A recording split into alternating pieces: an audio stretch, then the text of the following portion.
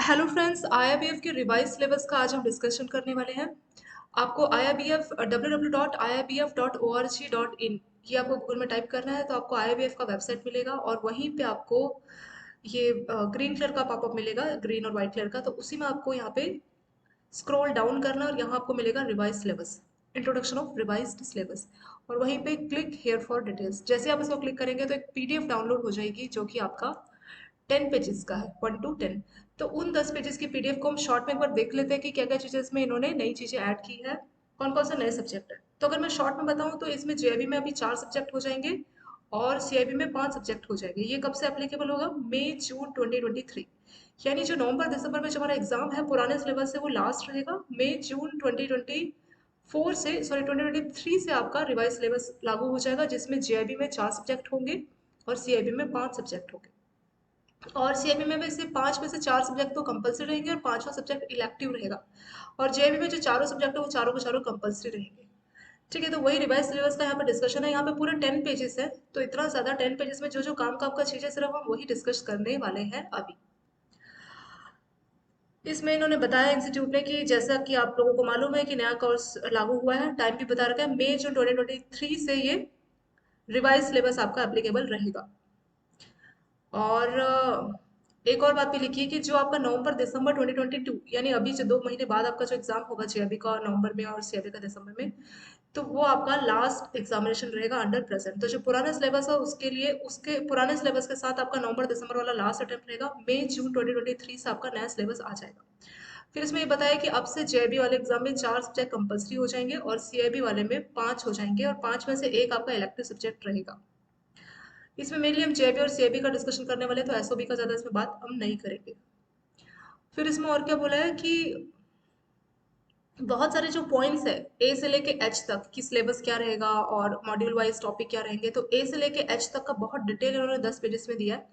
तो मैं यहाँ से आपका ए से एच तक ये नाम मैं रीड नहीं कर रही क्योंकि उसी को हम डिटेल में देख रहे हैं। तो ए क्या था? Subject under revise syllabus. तो पहला आपका वही हेडिंग है, सब्जेक्ट अंडर रिवाइज सिलेबस। तो कौन कौन से सब्जेक्ट है? पहले जेबी का देखते हैं, फिर हम सीएबी का देखेंगे। तो जेबी में आपका Indian economy and Indian financial system, ये आपका पुराना वही है। Principle and practices of banking, ये sorry principle practice of banking आपका पुराना है, ये आपका Indian economy and Indian financial system नया आ गया। Accounting and financial management for bankers, ये वही जो accounting and finance for bankers है, ये वही है। और retail banking and wealth management, तो जेआईबी में रिटेल नहीं था, ये सीआईबी का था। तो रिटेल बैंकिंग में वेल्थ मैनेजमेंट ऐड करके जेआईबी का एक अलग से चौथा सब्जेक्ट उन्होंने यहाँ पे बनाया। सीआईबी का देख लेते हैं।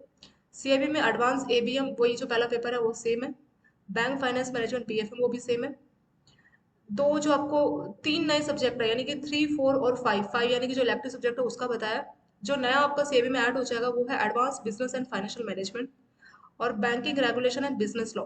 तो ये जो आपका 4 सब्जेक्ट है banking regulation and business law, तो जो जेबी में आपका लीगल होता था, तो मुझे लग रहा है कि ये जो कुछ सिलेबस उसका उससे मिलता जुलता हो सकता है लीगल, क्योंकि जेबी से लीगल उन्होंने हटा दिया जो तीसरा पेपर था अभी, तो उसको ये सीएबी में लेके आया है। और advance business and financial management, ये नया ऐड हुआ है और इसमें 5 आपके इलेक्टिव सब्जेक्ट रहेंगे। रूरल बैंकिंग पहले भी था, वो आपका इलेक्टिव है। और ह्यूमन रिसोर्स एचआरएम वो पहले से था, वो भी है। आईटी और डिजिटल बैंकिंग वो आपका पहले से था। पहले आपका जो डिजिटल बैंकिंग था वो कहाँ पे आपका रिटेल के साथ ऐड किया था उन्होंने डिजिटल बैंकिंग, अब वो आईटी का हिस्सा बन जाएगा। फिर रिस्क मैनेजमेंट, सेंट्रल बैंकिंग, ये पांचों के पांचों जो पहले से आपके इलेक्टिव सब्जेक्ट है ये सारे वही है। ठीक है, कुछ चीज़ें इन्होंने हटा दी है। और ये जो 5 है ये पांचों के पांचों आपके इलेक्टिव है। इन पांचों में से आपको कोई एक सेलेक्ट करना होगा। तो ये हमने बेसिक देख लिया कि क्या क्या हुआ है। जेआईबी में 4 सब्जेक्ट कौन कौन से हैं। जेआईबी का जो पहला आपका प्रिंसिपल एंड प्रैक्टिस है तो banking accounting and finance for bankers, वो सेम ही रहेगा। ठीक है, जो रिटेल बैंकिंग और वेल्थ मैनेजमेंट है, रिटेल आपका सीआईबी से लेके आया और वेल्थ मैनेजमेंट बिल्कुल नया है। एक तो ये नया ऐड हुआ जेबी में, और एक जो पहला Indian economy and Indian financial system, ये नया ऐड हुआ जेबी में। तो जेबी में जो पहला और चौथा नंबर है वो नया ऐड हुआ है। और सीआईबी में पहला और दूसरा एबी और बीएफएम तो पहले से था ही आपका। और advance business and financial management नया ऐड किया है। और आपने अगर पहले से जेबी पास किया था जिसमें आपका लीगल था, तो उसमें banking regulation and business law वाला इसमें सीआईबी में इन्होंने ऐड किया हुआ। सीएबी के 5 सब्जेक्ट है, तो बहुत से लोग रूरल बैंकिंग या एचआरएम या आईटी या रिस्क मैनेजमेंट या सेंट्रल बैंकिंग ये सब लेते हैं, तो वो सब चीज़ें आ जाएंगी। रूरल बैंकिंग में जनरली रूरल बिजनेस उसके बारे में बात होती है। ह्यूमन रिसोर्स एचआर आप जानते हैं, जैसा आपका एबीएम का मॉड्यूल सी है ह्यूमन रिसोर्स मैनेजमेंट, उसके ऊपर पूरा बुक है जो कि इलेक्टिव सब्जेक्ट है। एचआरएम ये पुराना ही सब्जेक्ट है। आईटी, किसी ने आईटी लाइन में अगर अपना ग्रेजुएट किया तो वो इसको लेके प्रेफर कर सकते हो। डिजिटल बैंकिंग का तो अलग से मैंने आपके लिए वीडियो अवेलेबल कराया था, क्योंकि ये डिजिटल रिटेल में ऐड कर दिया था इसीलिए। रिस्क मैनेजमेंट आपका बीएफएम में भी है, उस तरीके का टॉपिक है। सेंट्रल बैंकिंग भी, ये आपका एक अलग से चैप्टर है। तो ये पांचों आपके क्या हो गए, इलेक्टिव सब्जेक्ट इसमें हो गए। इसके साथ इन्होंने मॉड्यूल वाइज कौन कौन से टॉपिक है वो भी बताया है, उसका भी नाम दे रखा है। जैसे आपका जेबी का जो पहला पेपर है, Indian economy and Indian finance, जो कि नया ऐड किया है, तो इसमें इंडियन इकोनॉमिक और उसके आर्किटेक्चर का बात होगा। फिर इकोनॉमी के क्या क्या कंसेप्ट है जो कि बैंक से रिलेटेड है, वो उसकी बात होगी मॉड्यूल बी में। सी में इंडियन फाइनेंशियल आर्किटेक्चर, उसकी बात होगी। और डी मॉड्यूल जो रहेगा उसमें फाइनेंशियल प्रोडक्ट और सर्विसेज की बात होगी। ठीक है, तो ये चार मॉड्यूल आपके रहेंगे, Indian economy and Indian financial system, जो कि आपका नया सब्जेक्ट ऐड हुआ है। Principle and practice of banking और अकाउंटिंग और फाइनेंस तो आप जानते हैं, जो पेपर 2 और 3 तो उसका सब्जेक्ट वही है। जैसे प्रिंसिपल में आपका ए मॉड्यूल क्या है, जनरल बैंकिंग। फिर बी क्या है, लर्निंग ऑपरेशंस ऑफ बैंक। सी क्या है, बैंकिंग टेक्नोलॉजी। डी क्या, ethics in bank and financial. तो ये सारा का सारा सेम है, पेपर 2 पेपर 3 भी वही है। पहला अकाउंटिंग प्रिंसिपल एंड प्रोसेसेस, दूसरा financial statement and core banking system, तीसरा फाइनेंशियल मैनेजमेंट और चौथा टैक्सेशन एंड फंडामेंटल कॉस्टिंग। ठीक है, तो चीज़ें वही है पेपर 2 और 3। पेपर 4 जो है ये नया ऐड होगा, इसमें आपका रिटेल बैंकिंग और वेल्थ मैनेजमेंट है। तो इसमें रिटेल बैंकिंग का इंट्रोडक्शन रहेगा, ये हमारा सेवी में था, हमने देखा था। रिटेल में कौन कौन से प्रोडक्ट है, कौन से रिकवरी के मेसेज है, और सपोर्ट सर्विसेज या मार्केटिंग कैसे होती है बैंकिंग प्रोडक्ट की। और वेल्थ मैनेजमेंट नया इसमें ऐड हुआ है, ठीक है, रिटेल बैंकिंग में। तो ये सब चीज़ें आपके मॉड्यूल चैप्टर, सॉरी मॉड्यूल नहीं, chapter number, sorry paper number 4 जो है जेबी का, उसमें ये ऐड कर दिया। फिर ऐसे एसओबी का सिलेबस है, उसका हम नहीं देख रहे हैं, आप हम जेबी सीआईबी डिस्कस कर रहे हैं। सीआईबी का देख लीजिए कौन से कंपलसरी सब्जेक्ट है, चारों पेपर ही कंपलसरी है। Advance bank management, BF ABM और बीएफएम, ये तो पेपर 1 पेपर 2 वही पुराना है, कुछ नया नहीं है इसमें। और सी मॉड्यूल देखते हैं, जो कि नया आपका paper 3, advance business and financial management. तो इसमें मैनेजमेंट प्रोसेस की बात होगी, advance concept of financial management की बात होगी मॉड्यूल बी में। सी में वैल्यूएशंस क्या होता है, मर्जर एक्विजिशन का डिटेल होगा। चौथे में एमर्जिंग बिजनेस सॉल्यूशन की बात होगी।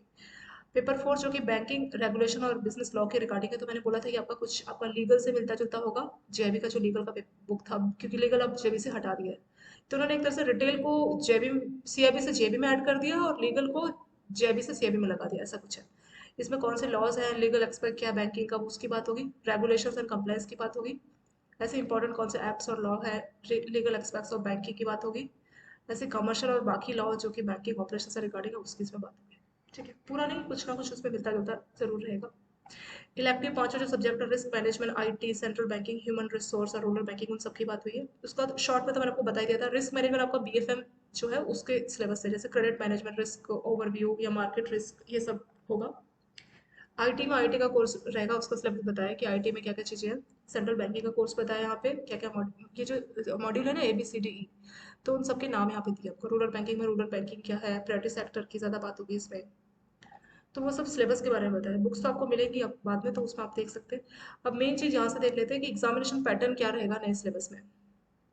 देखिए जेबी में क्या रहेगा और सेबी में क्या रहेगा। जेबी और सेबी में पहली बात, दोनों में एमसीक्यू रहेंगे, 100 क्वेश्चन आएंगे और 120 मिनट यानी 2 घंटे का टाइम दिया जाएगा यहाँ पे। सेबी में भी वही है, 100 क्वेश्चन आएंगे और 120 मिनट यानी 2 घंटे का टाइम दिया जाएगा। एक नई चीज जिन्होंने ऐड कर दी वो नेगेटिव मार्किंग। ऐसा नहीं होना चाहिए था, इन्होंने नेगेटिव मार्किंग क्यों इसमें ऐड की है। जनरली जो कॉम्पिटेटिव एग्जाम है वहाँ पे नेगेटिव मार्किंग का कंसेप्ट रहता है, लेकिन ये तो सिर्फ बैंकों के इंटरनल एग्जाम है, तो वहाँ पे ऐसा नेगेटिव मार्किंग का कंसेप्ट कुछ खास इन्होंने नहीं अच्छा ऐड किया। बट देख लेते हैं जो उसमें लिखा हुआ है। तो नेगेटिव मार्किंग 25%। अगर क्वेश्चन 1 नंबर का होगा, अगर आपने गलत आंसर दे दिया तो 1 नंबर का पॉइंट 25% कितना होता है, 1 नंबर का 25% होता है 0.25, तो आपके 0.25 मार्क्स डिडक्ट हो जाएंगे। जो आपने क्वेश्चन सही किए होंगे वहीं से ये डिडक्ट होंगे नॉर्मली। तो वही है नेगेटिव मार्किंग का कंसेप्ट, आप समझ गए। दोनों में 25% की नेगेटिव मार्किंग करती है। अगर कोई क्वेश्चन 2 नंबर का है तो 2 नंबर का 25% कितना होता है, हाफ, 0.50, तो उतने नंबर आपके डिडक्ट हो जाएंगे जो कि आपने सही क्वेश्चन किया हुआ उसमें से। तो वही नेगेटिव मार्किंग दोनों में इन्होंने ऐड कर दिया है। ये खराब कंसेप्ट है, बट अब इन्होंने ऐड किया तो वो भी इसमें देखना होगा हमें। और नेगेटिव मार्किंग के साथ एक और चीज़ है कि सीआईबी के लिए, कि जेबी के लिए नहीं है। जेबी में बस दो ही पॉइंट्स आपको याद रखने हैं कि 100 क्वेश्चन होंगे, 2 घंटे दिए जाएंगे और 25% का नेगेटिव मार्किंग रहेगा अगर आप गलत आंसर देते हैं तब। सीआईबी में ये दोनों पॉइंट मैच करते हैं, लेकिन इसमें एक नया चीज़ है। देखिए यहाँ पे कुछ न्यूमेरिकल्स वाले क्वेश्चन होंगे सीआईबी में, मतलब जैसे क्वेश्चन सॉल्व किए जाते हैं ना वैसा रहेगा, और उसमें आपको ऑप्शन नहीं दिए जाएंगे, यानी कि आपको क्वेश्चन सॉल्व करने पड़ेंगे। मैथ्स के न्यूमेरिकल ऐसे रहेंगे, सीआईबी के लिए बोला है। This question will not be in MCQ pattern. तो ये क्वेश्चन आपके एमसीक्यू में नहीं होंगे, मतलब आपको आंसर्स नहीं दिए जाएंगे। An answer has to be keyed in by the candidate, तो आपको टाइप करना पड़ेगा आंसर। ठीक है, तो न्यूमेरिकल आपको सॉल्व करना पड़ेगा, ये इस तरह से बोल रहे हैं। तो सीआईबी के जो सब्जेक्ट नए ऐड हुए तो उसमें से कुछ न्यूमेरिकल बना के दे सकते हैं। ऑलरेडी जो सिलेबस में आपके न्यूमेरिकल है, आपको आंसर्स दिए जाते हैं ना, अब आंसर नहीं दिए जाएंगे, आपको उसको सॉल्व करना पड़ेगा। आपको एमसीक्यू नहीं उसमें मिलेगा, कुछ क्वेश्चंस में देर में भी सम न्यूमेरिकल क्वेश्चंस, कुछ की बात हो रही है, सभी की बात नहीं हो रही, क्योंकि एमसीक्यू तो हमारे है यहाँ पे ऊपर आपको लिखा।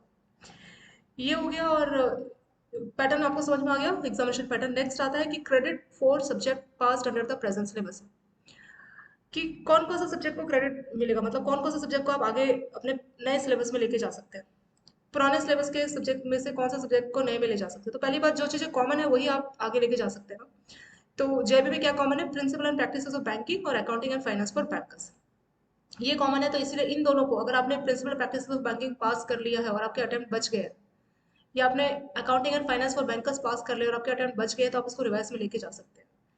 दूसरा, सीआईबी में क्या है, सीआईबी में कंपलसरी में एबीएम और बीएफएम कंपलसरी में, ठीक है। तो अगर आपने एबीएम या फिर बीएफएम ये पास कर लिया और आप किसी और में रह गए सब्जेक्ट, मान लीजिए रिटेल में आप रह गए किसी एक सब्जेक्ट में, मतलब सीएबी आप क्लियर नहीं कर पाए, पर एबीएम और बीएफएम में आपके 50+ मार्क्स है, तो उसको भी आप अपने रिवाइज वाला जो पैटर्न है उसमें आप इसको लेके जाएंगे, मतलब इसको दोबारा देने का जरूरत नहीं है अगर आपके इन दोनों में 50-50+ है तब।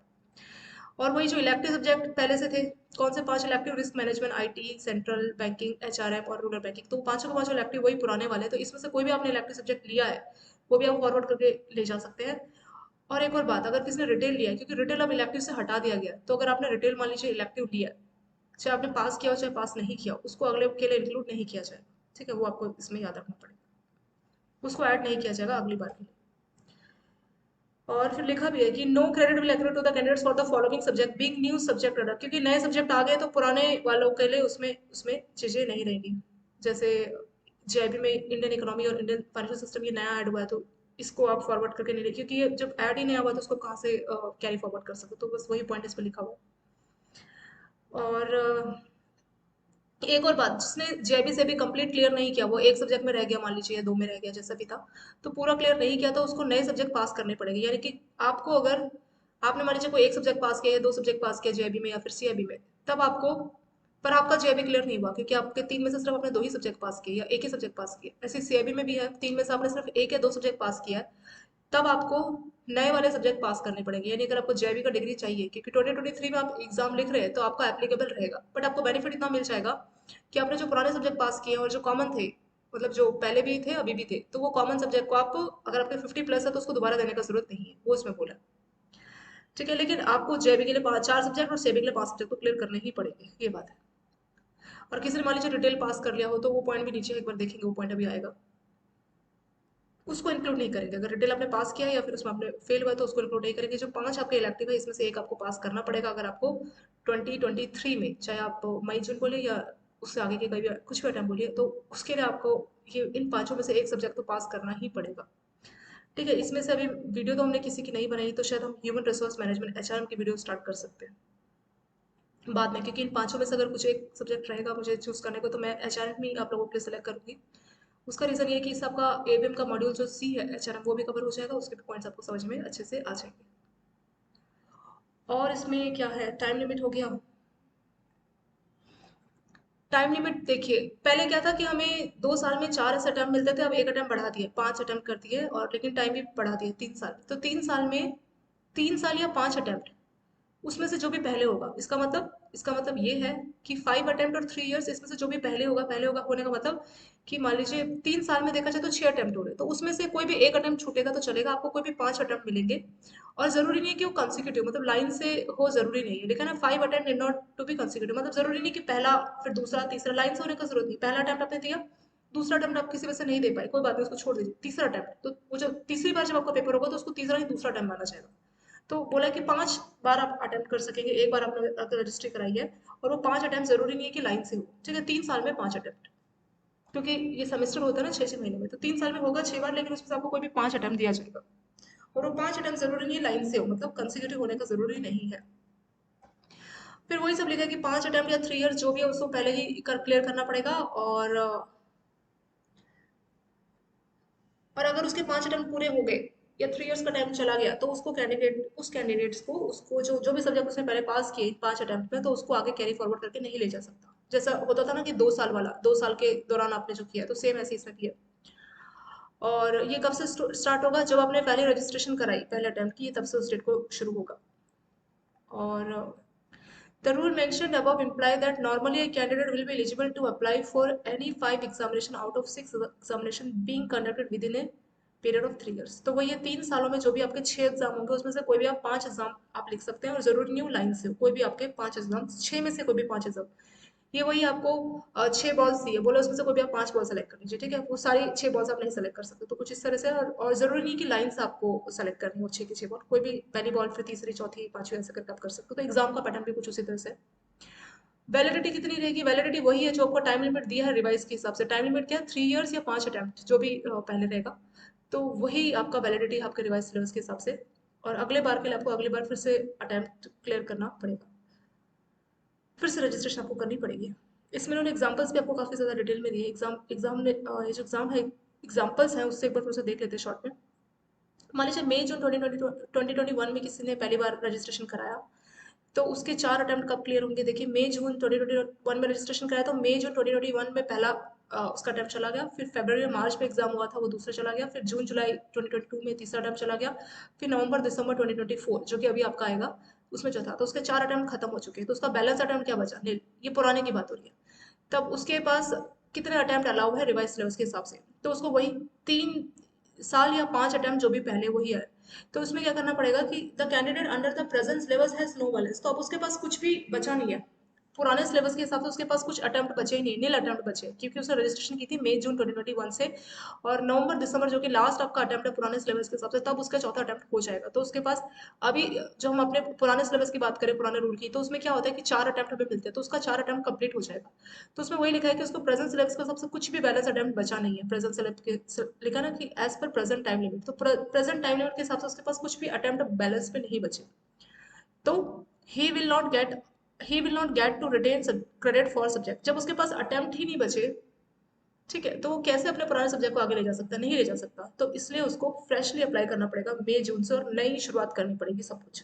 क्योंकि पुरानी, जैसे बोलिए कि अगर पुराने, अगर आपके पास कुछ अटेम्प्ट बचे हैं, मतलब पुराना मान लीजिए ये जैसे 4 है, उसके सिर्फ 3 ही अटेम्प्ट होते, और एक अटेम्प्ट अगर उसका बच गया होता, तब उसको सिर्फ एक नहीं, कुछ एक्स्ट्रा अटेम्प्ट नहीं मिलते। वो हम देखेंगे नीचे, और भी इन्होंने एग्जाम्पल दिए। तो ये वाला आपको एग्जाम्पल समझ में आया होगा कि कैसे इसके 4 अटेम्प्ट पूरे हुए, और उसका देखा जाए तो पुराना वाला जो पुराना जो खाता है वो एक तरह से कंप्लीट हो गया, चारों के चारों अटेम्प्ट पूरे हो गए उसके नवंबर दिसंबर में। और नील बचा, पुराने खाते में कुछ भी नहीं है, जीरो बैलेंस है। तो वो नया खाता खोलेगा एक तरह से, समझिए, ठीक है? रिवाइज पूरे फ्रेश रजिस्ट्रेशन करेगा मई जून से, और उस हिसाब से उसका टाइम लिमिट होगा, मतलब 3 years या 5 जो भी है। दूसरा एग्जाम्पल लेते हैं, किसी ने मान लीजिए नवंबर दिसंबर 2021 में रजिस्ट्रेशन कराया था, तो एग्जाम कब हुआ था? उसका एग्जाम हुआ था फेब और मार्च में। तो पहला टाइम चला गया फेब और मार्च 2022, जून जुलाई वाले में दूसरा अटेम्प्ट चला गया, नवंबर दिसंबर में तीसरा अटेम्प्ट। तो 3 अटेम्प्ट हो गए। कितना अटेम्प्ट बचा उसके पास? एक बचा। अब उसके पास 2 केसेस है, केस 1 और केस 2। वो क्या क्या कर सकता है? उसके पास 2 ऑप्शन है, वो उसकी मर्जी, वो क्या सेलेक्ट करेगा। और लिखा है केस 1 में क्या होगा कि he has to choose retain he candidate can choose to retain credit with balance attempt. अब उसको क्या मिलेगा कि 2 अटेम्प्ट मिलेगा, or 1 attempt and a half year which is earlier. The candidate under the present syllabus has a balance attempt left as per the present time limits। तो पुराने time rule की बात करें तो उसके पास एक अटेम्प्ट बचा, जो कि यहाँ लिखा हुआ है, ठीक है? Hence he will get to retain credit for, तो क्योंकि उसके पास एक अटेम्प्ट बचा है, मतलब पुराने खाते में से उसके 1 रुपए बचे, ऐसा समझ लीजिए, तो इसलिए वो पुराने सब्जेक्ट को लेके जा सकता है, ठीक है? क्योंकि एक अटेम्प्ट बचा है, तो पुराना खाता खाली नहीं हुआ। जैसे ऊपर हुआ था ना, पुराना खाता जीरो, 2 साल का टाइम खत्म, 4 अटेम्प्ट खत्म, तो जीरो। यहाँ पे पुराने खाते में 1 रुपए बचे, ऐसा समझ लीजिए, 4 अटेम्प्ट मतलब 4 रुपए, तो 1 रुपए उसके पुराने खाते में बचे हैं। तो वो क्या करेगा कि ही और she will get to retain credit for the pass subject. क्योंकि पुराना खाता बचा हुआ है, तो इसलिए जो उसने सब्जेक्ट पास किए पुराने खाते के हिसाब से, पुराने टाइम लिमिट के हिसाब से, तो वो तो एलिजिबल माना जाएगा, ठीक है? फॉर 2 more अटेम्प्ट, तो एक एक्स्ट्रा अटेम्प्ट उसको दिया जाएगा अंडर द रिवाइज सिलेबस। तो अब उसके पास क्या टाइम बचा है कि तीन तीन बार एग्जाम होगा, उसमें से वो 2 बार एग्जाम लिख पाएगा कभी भी, ठीक है? To be conducted up to May June 2024। तो जो मई जून 2024 तक 3 एग्जाम हो जाएंगे। कैसे होंगे मई जून तक? 4 अटेम्प्ट एक बार देख लेते हैं कि कैसे उसके मई जून तक 3 अटेम्प्ट होंगे, 3 एग्जाम होंगे। मई जून 2020, एक तो मई 2023, ऐसे ही नवंबर दिसंबर 2023, और ऐसे ही मई जून 2024। तो इसलिए 3 एग्जाम हो गए। उन तीन में से कोई भी 2 एग्जाम वो लिख पाएगा, और उस 2 एग्जाम में उसको जो भी नया क्राइटेरिया है कि 4 सब्जेक्ट और 5 सब्जेक्ट जो भी आपका जेबीएस है, वो सब उसको कंप्लीट करना होगा। और पुराना बैलेंस वो लेके जा सकता है, क्योंकि पुराने वाले खाते में उसके 1 रुपए थे, तो पुराने सब्जेक्ट अगर उसने कुछ पास किए जिसमें उसके 50 प्लस मार्क्स है, और कौन से पुराने सब्जेक्ट जो कि कॉमन है नए और पुराने में, ठीक है, जेआईबी के 2 कॉमन है, ऐसे सीआईबी के 2 कॉमन है, तो उसमें से जो कॉमन है उनको वो कैरी फॉरवर्ड करके ले जा सकता है। ठीक है, केस 1 हो गया। केस 2 में क्या होगा कि वो फ्रेशली अप्लाई करेगा और फिर उसको वही टाइम मिलेगा, मतलब नई शुरुआत करेगा वो, भले ही पुराने खाते में 1 रुपये उसको आप भूल जाइए। ठीक है, उसमें लिखा है कि candidate can choose to register fresh foregoing his credit. Foregoing मतलब भूल जाना, इग्नोर कर दो, जो उसके पुराने क्रेडिट थे उसको भूल जाएगा, पुराने जो भी पेपर बचे उसको भूल जाएगा, पुराने जो अटेम्प्ट बचे उसको भूल जाएगा, और नया फ्रेशली वो नया रजिस्ट्रेशन कर पाएगा, ये उसकी मर्जी रहेगी। लेकिन ये ऑप्शन सिर्फ पहली बार दिया जाएगा, हमेशा नहीं दिया जाएगा। नेक्स्ट पेज है, जैसे मान लीजिए उसने मई जून 2022 में रजिस्ट्रेशन करी, अब एग्जाम कब हुआ, जून जुलाई 2022 में हुआ पहला अटेम्प्ट, और नवंबर दिसंबर में जो भी होगा 2 अटेम्प्ट, तो 2 अटेम्प्ट उसने दे दिए, उसके बचे कितने हैं, 2 अटेम्प्ट बचे, तो उसके पुराने खाते में 2 रुपये बचे। उसके पास भी 2 ऑप्शन है, केस 1 केस 2। केस 1 में क्या होगा कि पुराने सिलेबस में देखा जाए तो उसके पास 2 अटेम्प्ट बचे, यहाँ पे लिखा भी है 2 अटेम्प्ट बचे हैं, ठीक है, एज पर प्रेजेंट पुराने रूल के हिसाब से, hence he will get to return, तो पुराने रूल के हिसाब से 2 अटेम्प्ट बचे हैं, तो पुराने खाते में उसके एक तरह से आप बोल लीजिए 2 रुपये बचे, तो डेफिनेटली उसने जो भी कॉमन सब्जेक्ट क्लियर किए होंगे जो कि पहले और अभी में कॉमन है, तो उसको वो कैरी फॉरवर्ड कर सकता है, तो उसको चांस मिलेगा कैरी फॉरवर्ड करने का। और उसको कितने अटैम्प्ट मिलेंगे, उसको 3 मोर अटैम्प्ट मिलेंगे, क्योंकि 2 अटैम्प्ट तो उसने क्लियर कर लिए, 2 अटैम्प्ट क्लियर कर लिए, तो कितना और बचा, 3 मोर अटैम्प्ट वो और कर सकता है अंडर द रिवाइज सिलेबस। तो एक बात देखिए आप, इसमें हो क्या रहा है कि एक इसमें हर किसी को एक्स्ट्रा मिल रहा है, क्योंकि पहले क्या अटैम्प्ट थे हमारे, पुराने रूल के हिसाब से हमारा अटैम्प्ट थे टोटल 4, अब नए रूल के हिसाब से हो गए टोटल 5, मतलब 3 साल में 5 बार आप कर सकते हो, तो नए 5 बार आप एग्जाम दे सकते हैं। ठीक है, तो 4 से पुराना रूल था कि 4 बार टोटल अटेम्प्ट मिलेंगे, अब बोला है 5 बार, तो क्या हुआ, एक बढ़ गया, तो हर जगह इन्होंने एक बढ़ा दिया। इससे पहले भी तो देखिए यही हुआ था, इससे ऊपर वाले पॉइंट में भी तो वही हुआ था कि वहां पे उसका एक अटेम्प्ट बचा था, तो एक अटेम्प्ट बचा था तो एक बढ़ा दिया, मतलब पुराने खाते में 1 रुपए बचे तो कोई नहीं, हम 1 रुपए आपको बढ़ा के देंगे, क्योंकि पुराने और नए रूल में यही तो डिफरेंस है। पुराने में क्या था कि आपको 4 अटेम्प्ट मिलते थे, नए में क्या है कि 5 अटेम्प्ट मिलेंगे, बस टाइम बोल दिया कि 3 साल में 5 अटेम्प्ट मिलेंगे, ऐसे करके बोल दिया, और कंसिक्यूटिव होने का जरूरत नहीं। पहले क्या था, 2 साल था, अब 3 साल कर दिया, तो पहले रूल था कि 2 साल में 4 अटेम्प्ट, अब रूल कर दिया 3 साल में 5 अटेम्प्ट, तो पुराने और नए वाले टाइम में बस डिफरेंस एक अटेम्प्ट का हुआ है कि पहले 4 अटेम्प्ट में क्लियर करना था, 5 अटेम्प्ट में क्लियर करना, तो एक अटेम्प्ट का फर्क है, तो सब जगह सबको एक एक,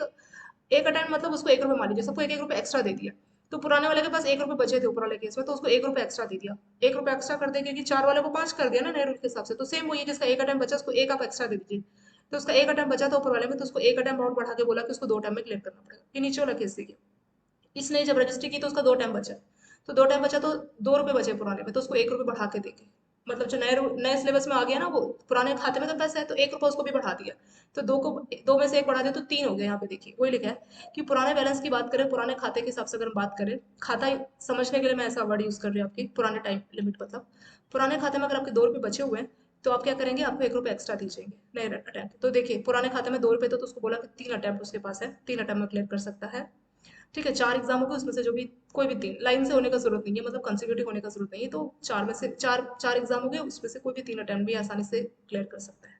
केस 2 में क्या है, केस 2 में क्या है कि वो फ्रेशली मतलब नया वो दोबारा से रजिस्ट्रेशन करेगा, और उसको फिर वही 5 अटेम्प्ट मिलेंगे 3 साल में, और वो उसकी मर्जी है, और पुराने जो भी उसने सब्जेक्ट पास किए वो उसको पूछ जाएगा। और ये जो केस 1 केस 2 में मुझे लग रहा है ज्यादातर अगर किसी के 50 प्लस मार्क्स है तो डेफिनेटली केस 1 के साथ जाएगा।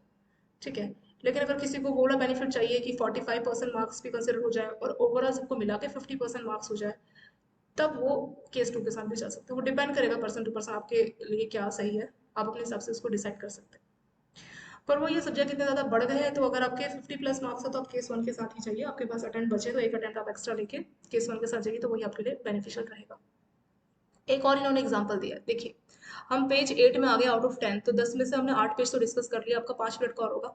मान लीजिए नवंबर दिसंबर 2022 में आपने रजिस्ट्रेशन कराई, तो पहला एग्जाम कब होगा आपका, नवंबर दिसंबर 2022 में ही होगा, जो भी आपका आने वाले 2 महीने बाद।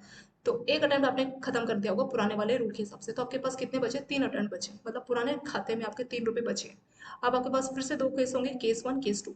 केस 1 में क्या होगा कि मैंने बोला था कि एक अटेम्प्ट आपको बढ़ के मिलेगा, पुराने खाते में 3 रुपए, तो 1 रुपए बढ़ा के आपको दिए जाएंगे, तो 3 में 1 बढ़ाइए 4, तो उसमें उसको 4 अटेम्प्ट दिए जाएंगे, 5 बार एग्जाम होगा, और 5 में से कोई भी 4 बार वो लिख के इसको क्लियर कर सकता है। ठीक है, तो हर जगह बस ये जो इतना सारा इन्होंने एग्जाम्पल दिया 2-3 पेज में, इसका सिर्फ एक ही लॉजिक है कि पुराना खाता मतलब पहले आपके जितने अटेम्प्ट बचे हैं ना, उसमें आप 1 रुपए ऐड कर दीजिए, एक अटेम्प्ट और ऐड कर दीजिए, और टाइम भी आप बढ़ा दीजिए, क्योंकि पहले 2 साल था, अब 3 साल है, तो मतलब आपका जैसे 4 बार एग्जाम होगा, 1 रुपए बढ़ा रहे हैं, पर एक अटेम्प्ट मतलब एक एक सेमेस्टर एक तरह से आपको एक्स्ट्रा दे रहे हैं, वो आपकी मर्जी है, मतलब चांस तो आपको एक ही एक्स्ट्रा मिलेगा, 1 रुपए ही बढ़ा के दे रहे हैं, पर टाइम एक तरह से एक सेमेस्टर बढ़ा के दे रहे हैं कि टाइम बढ़ा दिया कि ये तो इस बार या अगली बार में आप ऐसे क्लियर कर दीजिए। जैसे 3 था तो उसको 4 बोल दिया, देखिए कि 4 अटेम्प्ट मिलेंगे और 5 बार एग्जाम होगा, उसमें से कोई भी 4 बार वो एग्जाम लिख सकता है। क्योंकि 3 था ना, तो 3 में पुराने खाते में 3 रुपए बचे थे, तो उसमें एक ऐड कर दिया तो 4 रुपए हो गए।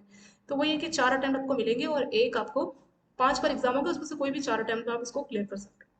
ये तो केस 1 है। केस 2 में वही है कि पुराने वाले सब्जेक्ट जो भी उसने पास किए उसको भूल जाए, फ्रेशली दोबारा से शुरुआत करे, रजिस्ट्रेशन करे, और उसको 5 अटेम्प्ट मिलेंगे 6 बार में। 6 बार जो पेपर होगा उसमें से 5 अटेम्प्ट में वो कोई भी 5 अटेम्प्ट उसके हो सकते हैं। ठीक है, ये हो गया।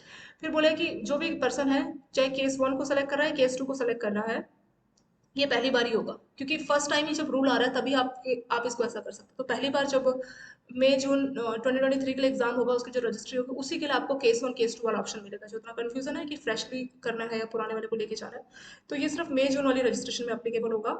और ओनली वंस लिखा भी एकदम, no this option can be access only once, पहली बार जब आप रजिस्ट्री करेंगे मई जून 2023 के लिए, सिर्फ तभी के लिए अप्लीकेबल रहेगा। और उसमें क्या बोला है कि और भी इन्होंने कुछ नीचे इन्होंने एग्जांपल आपको दे रखा है इस पॉइंट के हिसाब से। एक बार इसको देख लेते हैं, इसमें एग्जांपल क्या दिया। एक एग्जांपल है इसका, बोला क्या है कि if any candidate who is eligible to avail credit for the subject under the present syllabus and has balance left under. तो वो कह रहा है कि मान लीजिए कोई पर्सन है जिसने पुराने से शुरुआत की, उसके पास सब्जेक्ट है जो उसने पास किए, और पोस्ट नवंबर दिसंबर यानी नवंबर दिसंबर के बाद भी उसके पास अटेम्प्ट बच रहे हैं, मतलब पुराने खाते में उसका बैलेंस बचा है और एक उसको ऐड करके दिया जा रहा है, and choose not to apply for May June exam under revise syllabus, और the May June 2023 exam will be considered his count as per the time limit and. इसको इस पॉइंट का एक एग्जांपल समझते हैं कि बोलना क्या चाह रहा है। जैसे कि मान लीजिए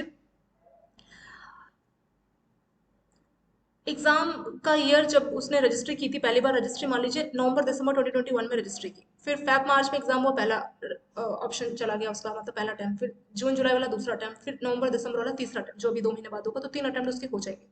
तो पुराने रूल के हिसाब से उसका पुराने खाते में 1 रुपये बैलेंस बचा है, तो एक उसका अटेम्प्ट बचा हुआ है। बोला है if candidate does not apply in May June, और वो क्या कर रहा है कि मई जून में जो रजिस्ट्री हो रही है, अभी जो दिसंबर के बाद जो अगली रजिस्ट्री होगी मई जून के एग्जाम के लिए रिवाइज सिलेबस के हिसाब से, तो वो कैंडिडेट उस मई जून वाली रजिस्ट्री के एग्जाम को नहीं कर रहा, मतलब उस बार एग्जाम वो नहीं देना चाह रहा, वो अप्लाई नहीं कर रहा मई जून वाले एग्जाम के लिए। तब क्या होगा, ही और she will be eligible to retain credit for pass subject for 2 attempt. तो एक है पुराने खाते में, एक आपको एक्स्ट्रा रुपए जोड़ के दिए जाते हैं ना, पुराने खाते में एक है तो 1 रुपए दिए जाएंगे, तो बोल रहा है कि उसको 2 अटेम्प्ट का चांस मिलेगा। और वो चांस कब तक मिलेगा, वो मिलेगा मई जून 2024 तक मिलेगा। ठीक है, इस कैंडिडेट की बात हो रही है जिसने बोला कि मैं मई जून 2023 में नहीं लिखूंगा। तो देखा जाए इसमें कुछ नया तो नहीं है, ये ऊपर वाले पॉइंट्स की तरह ही हो गया कि एक अटेम्प्ट बचा था तो एक में, मतलब पुराने खाते में 1 रुपए बचे थे, तो उसमें 1 रुपए और जोड़ के दिया जा रहा है, तो 2 रुपए हो गए। 2 रुपए, तीन तीन बार जो एग्जाम होंगे उसमें 2 रुपए है। मैंने बोला ना कि टाइम भी एक सेमेस्टर बढ़ा के दे रहे, तो 3 बार एग्जाम होगा, उसमें से कोई भी आप 2 बार में कर सकते हैं, एग्जाम को क्लियर कर सकते हैं। तो क्या 3 बार कब होगा, देखिए मई जून 2023 पहला अटेम्प्ट, फिर दिसंबर वाला दूसरा अटेम्प्ट, फिर मई जून 2024 वाला तीसरा अटेम्प्ट। तो मई जून 2024 तक 3 अटेम्प्ट हो गए, उसमें से अगर वो चाहे तो मई जून 2023 वाले को नहीं दे रहा तो कोई नहीं, लेकिन फिर उसको दिसंबर वाला और मई जून वाला देना पड़ेगा, उसको 2 ही अटेम्प्ट उसके पास बचेंगे। ये किसकी बात हो रही है, ये मतलब ज्यादा क्लियरिटी के लिए ऊपर वाले पॉइंट को बता दिया, इसमें कुछ मेरे को नया तो नहीं इसमें लगा। if the same candidate still does not apply in, अब मान लीजिए उसने नवंबर दिसंबर में भी नहीं अप्लाई किया, तब क्या होगा, he will be eligible to retain credit for past subject for 1 attempt। मान लीजिए मैंने इसमें इसमें दोनों चीजें ध्यान देनी है आपको, एक तो आपके अटेम्प्ट कितने बचे और टाइमिंग भी है। जैसे मैंने बोला ना कि 1 रुपए पुराने खाते में, तो 1 रुपए इन्होंने ऐड करके दिया नए रूल के हिसाब से, तो 2 रुपए हो गए। तो 2 रुपए का भी टाइम लिमिट है, ऐसा नहीं कि 2 रुपए आप कभी तक जो 2 रुपए यानी कि जो दो अटेम्प्ट है उसको आप अपनी मर्जी से 2-3 साल आगे तक बढ़ा रहे हो, नहीं। जो टाइम है, टाइम क्या है, एक सेमेस्टर एक्स्ट्रा है कि मतलब 3 बार एग्जाम होंगे उसमें से 2 बार में। तो इसके पास देखा जाए तो 2 अटेम्प्ट थे और 2 अटेम्प्ट का टाइमिंग क्या था, 3 बार है उसके पास चांस की, एक बार मई जून 2023, दो सॉरी 2023 का मई जून, फिर दिसंबर, और मई जून 2024, 3 अटेम्प्ट है। तो इसने क्या किया कि 2023 मई जून के लिए नहीं अप्लाई किया। ठीक है, इनको आप भूल जाइए, एक अटेम्प्ट चला गया, अब 2 ही अटेम्प्ट बचे और टाइम भी 2 ही बचा है, एक तो नवंबर दिसंबर वाला, उन्होंने नवंबर दिसंबर में भी नहीं अप्लाई किया, तो उसके पास बस एक ही अटेम्प्ट बचेगा। ठीक है, तो दोनों बात आपको ध्यान रखनी है, which is earlier, which is earlier, ये पॉइंट जरूरी है। विच इज अर्लियर, अर्लियर का मतलब यही है कि अगर आपने टाइम को जाने दिया तो आपका अटेम्प्ट फिर चला जाएगा, तो उसके पास एक ही अटेम्प्ट बचेगा मई जून 2024, तो मतलब डेडलाइन उसकी मई जून 2024 है। टाइम लिमिट भी सो इसमें टाइम लिमिट भी देखना और अटेम्प्ट भी देखना, और उस सबसे फिर इसमें फाइनल डिसीजन लेना, ये हो गया। और लास्ट में क्या बोला है कि अगर उसके बैलेंस अटेम्प्ट खत्म हो गए तो नॉर्मल सी बात है, अब उसने अगर अभी भी नहीं दिया, उसके अटेम्प्ट खत्म हो गए, जैसे बोला कि इसमें एक ही अटेम्प्ट उसके पास मिलेगा मई जून, और मई जून में भी क्लियर नहीं कर पाए, तो उसको फ्रेशली नए नए तरह से शुरुआत करनी पड़ेगी, रजिस्ट्रेशन नया करना पड़ेगा। पासिंग क्राइटेरिया वही है कि फिर वही बोला कि उसको जो भी अटेम्प्ट दिए थे, जो भी पुराना क्रेडिट जो भी था, अगर वो टाइम में नहीं कर पाया तो उसको फ्रेशली नए तरह से सब कुछ रजिस्ट्रेशन करके नया टाइम मिलेगा। 5 अटेम्प्ट, 6 बार में से कोई भी 5 अटेम्प्ट में उसको कर सकते हैं क्लियर। पासिंग क्राइटेरिया वही है कि 100 में से 50 मार्क्स आपको लेने हैं हर सब्जेक्ट में, और मिनिमम मार्क्स इतने हैं। अगर वो चाहे तो 45 मार्क्स भी ले सकता है। और टोटल अगर हम एग्रीगेट बात करें, एग्रीगेट 50% होना चाहिए in a single attempt. Single attempt का मतलब क्या है कि एक ही कोई अटेम्प्ट, चाहे वो पहला हो, दूसरा हो, तीसरा हो, चौथा, पांचवा, कोई भी हो सकता है। उसमें अगर आपके 45 मार्क्स आ गए सब में और टोटल सबको मिला के 50% मार्क्स आ गए, सीआईबी के पांचों सब्जेक्ट्स का या जेबी के पांचों चारों सब्जेक्ट का, टोटल 50% और एक सब्जेक्ट में 45, ये तो सिंगल अटेम्प्ट की बात हो रही है। अगर आप कैरी फॉरवर्ड करना चाह रहे हैं तो 50 कम से कम सब में आपको चाहिए होंगे। ठीक है, तो ये दोनों पॉइंट्स है आपके पास क्राइटेरिया के लिए। एग्जाम रजिस्ट्रेशन वही है आपका कि वो टाइम रूल के हिसाब से रहेगा। दो ऑप्शन है, case one case two. Case one में क्या है कि पुराने सब्जेक्ट को लेके अपना जो टाइम लिमिट है, जो पुराना अटेम्प्ट बचा है उसमें एक अटेम्प्ट बढ़ा के आपको एक सेमेस्टर बढ़ा के दिया जा रहा है। उसमें से आप कभी मतलब 3 बार में से कोई भी 2 बार, या 4 बार में से कोई भी 3 बार, इस तरह से आप कर सकते हैं। या चाहे तो पुराने सब्जेक्ट को आप भूल जाइए और फ्रेशली नया रजिस्ट्रेशन कीजिए। फिर एक और बात बोला है कि the above options can be access only. सिर्फ ये जो ऑप्शन है कि आपको केस वन लेना है, केस टू, ये सिर्फ आप पहली बार ही कर सकते हैं, हमेशा ऑप्शन नहीं रहेगा। एक और बात बोली, candidates who have not clear CIB but have passed. किसी ने मान लीजिए सीआईबी क्लियर नहीं किया, लेकिन चाहे उसने रिटेल पास किया हो या नहीं किया हो, प्रेजेंस लेवल्स के हिसाब से उसको फ्रेशली, मतलब किसी का सीआईबी क्लियर नहीं हुआ, उसने मान लीजिए रिटेल पास किया या रिटेल पास नहीं किया, उससे कोई मतलब नहीं, क्योंकि फ्यूचर में रिटेल का कोई रोल नहीं है इलेक्टिव में। तो इसलिए किसी ने रिटेल चाहे पास किया इस बार में या नहीं किया, उससे कोई फर्क नहीं पड़ता।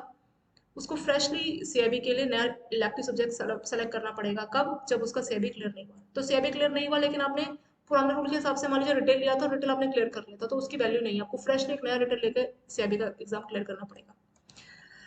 ठीक है, वही सब इसमें लिखा हुआ है। और फिर इसको इसको भी इन्होंने एग्जाम्पल से समझा दिया। मान लीजिए किसी ने मई जून 2023 में इलेक्टिव सब्जेक्ट लिया था रूरल बैंकिंग, तो रूरल बैंकिंग तो है ही नहीं। नहीं, ये दूसरा पॉइंट समझा रखा है कि हर किसी को चांस मिलेगा हर ऑप्शन में अपना इलेक्टिव सब्जेक्ट चेंज करना। मान लीजिए मई जून में आपने, नया रूल आ गया मई जून में, ठीक है, तो उसके हिसाब से आपने रूरल बैंकिंग लिया था इलेक्टिव, ठीक है, आप उसमें फेल हो गए।